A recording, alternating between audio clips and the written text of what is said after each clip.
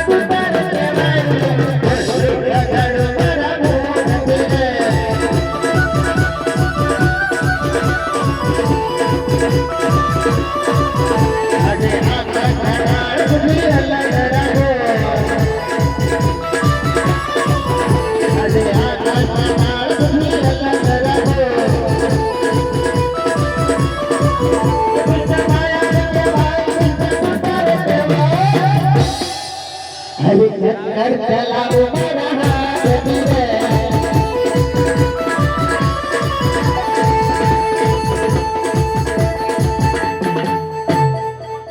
हाय रे कन्हैया हारे मारा वीरा आज ની ભાઈ ભાઈ ની રમત ની અંદર આજ તારી જીત થાય છે અને આજ તારા મોટા ભાઈ ની હાર થાય છે માટે અત્યારે મને સોનાની દ્વારકા ની અંદર બોલાવવાનું કારણ શું છે કન્હૈયા હો મોટા ભાઈ તમે મને જીત આપતા હોય તો તમને હું એક વાત કરું મારા વીરા હા વીરા ઓહો વચન તો આપો છો વીરા પણ ફરી ના જતા એનું ધ્યાન રાખજો અરે રઘુકુલ રીત સદા ચલી आई रघुकुल રીત સદા ચલી आई प्राण જાય પણ ભગવાનના વચનની ઈચ્છા ના જાય કના આપતા વીરા મને વચન આપો હું તમને વાત કરું મારા વીરા